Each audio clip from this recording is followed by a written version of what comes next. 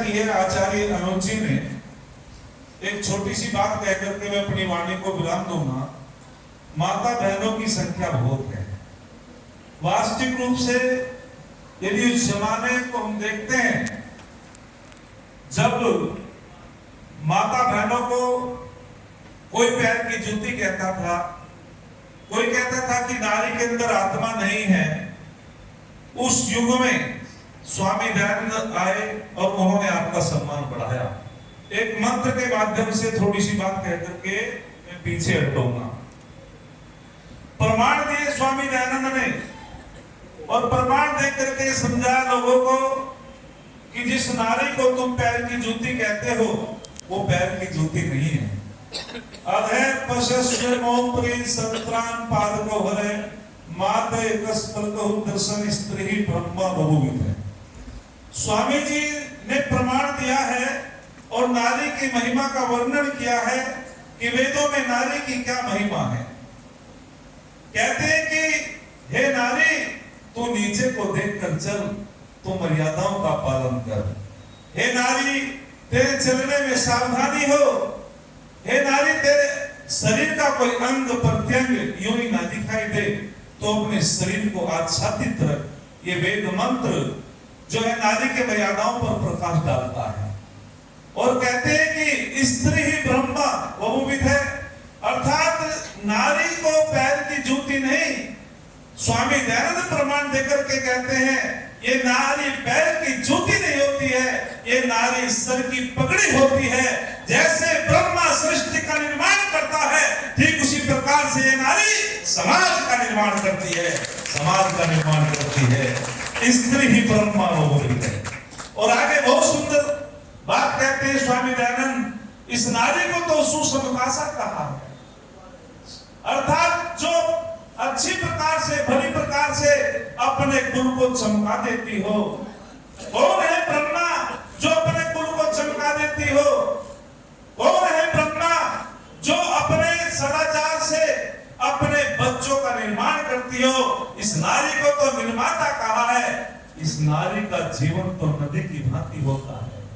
जैसे नदी दो कुलों के बीच में बहती है, कुल मीन्स किनारे, और जब मर्यादाओं में बहती है तो वो हरियाली का कारण बन जाती है, खुशहाली का कारण बन जाती है। और जब ये मर्यादाओं को तोड़ देती है, कुलों को तोड़ देती है, वो बर्बादी का कारण बन जाती है। ठीक उसी प्रकार से नारी ये दो कुलों के बीच में रहती है। एक पिता का कुल होता है, एक पति का कुल होता है। और जो नारी दोनों कुलों की मर्यादाओं का पालन करती है वो सुसमकासा हो जाती है, वो सरस्वती बन जाती है, वो लक्ष्मी बन जाती है, वो पूजनीय बन जाती है, वो ब्रह्मा बन जाती है, जो इन नियमों का पालन करती है। अधिक ना बोलते हुए मैं एक बात का बहुत ध्यान करता हूं। मैं भी लगभग आर्य समाज के उपदेश के माध्यम से जाता रहता हूं कई प्रदेशों में, लेकिन मैंने अपने जीवन में कभी समय का अतिक्रमण नहीं किया। ऋषिपाल जी, यदि किसी ने 10 मिनट दी तो मैं 9 मिनट में बात कहने वाला हूं। मैं भी घंटों घंटों बोल सकता हूं, 1.5 घंटा बोल सकता हूं। क्यों? क्योंकि समय बहुत हो चुका। और यदि मैं अतिक्रमण करना चला जाऊं तो आपका आक्रमण भी मुझे झेलना पड़ेगा। तो मैं कहना चाहता हूं, एक उदाहरण देकर के अपनी वाणी को विराम देता हूं। स्वामी दयानंद का कितना बड़ा उपकार हमारे ऊपर है। 1870 की घटना, अरे कैसा पाखंड था उस जमाने में। 2 महिलाएं आपस में हरिद्वार कुंभ के मेले में जा रही है। दोनों महिलाओं की वार्तालाप हो रही है। दोनों महिलाओं ने आपस में परिचय लिया है। दोनों ईश्वर की कृपा से वे जो उनके कोख में शिशु पल रहे हैं और उन्होंने कह दिया कि मेरे पुत्र पैदा होगा और तुम्हारे पुत्री पैदा होगी, तो इनका रिश्ता अभी से पक्का हो गया है।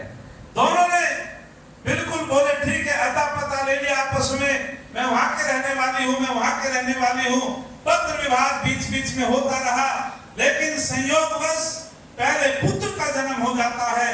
वो पत्र व्यवहार करती है, कहती है कि मेरे तो पुत्र हो गया है।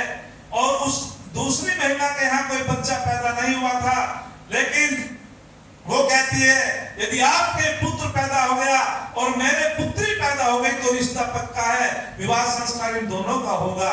लेकिन दोबारा से फिर पत्र विवाह करती है। वो बीमार होने के कारण वो पुत्र जो है संसार से चल बसा।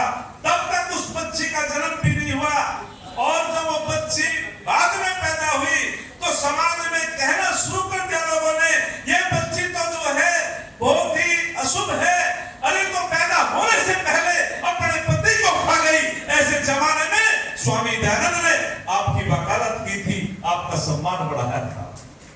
एक उदाहरण देकर के मैं बताना चाहता हूं। एक पुस्तक है अष्टाध्यायी, अष्टाध्यायी की व्याख्या एक पुस्तक में की गई, और उसमें एक सूत्र है सो कह। एक पौराणिक विद्वान ने उस सूत्र की जो व्याख्या की गई, और वो अवैधिक व्याख्या की गई कि शोक का कारण क्या है, शोक का कारण क्या है, दुखी क्यों होता है व्यक्ति। तो उन्होंने कह दिया कन्या शोकः। जैनेन्द्र कुमार था वो पौराणिक विद्वान, कि कन्या का जो जन्म होता है वो शोक का कारण है, कन्या के जन्म से अशुभ होता है। तब स्वामी दयानंद ने जब उस सूत्र की व्याख्या पढ़ी, मेरे स्वामी दयानंद ने कहा ये अवैधिक व्याख्या है। अरे कन्या तो लक्ष्मी होती है, कन्या तो जो अदिति होती है, कन्या तो आंगन की फुलवारी होती है, अरे कन्या तो शोभा बढ़ाने वाली होती है। तब स्वामी दयानंद ने कहा था कन्या शोक का कारण नहीं।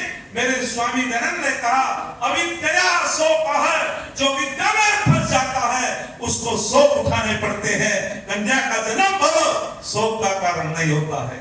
और जो वेद के आज्ञाओं का पालन करते हैं माता पिता, आर्य समाज और स्वामी दयानंद के संस्कारों को जो अपने जीवन में धारण कर लेते हैं, वो कभी बेटी विचलित रहेगी, कभी आचरण से नहीं गिरेगी। एक आर्य समाज परिवार की बेटी डिग्री कॉलेज में पढ़ती है, बस इस बात को कह के मैं अपनी वाणी को विराम देता हूँ।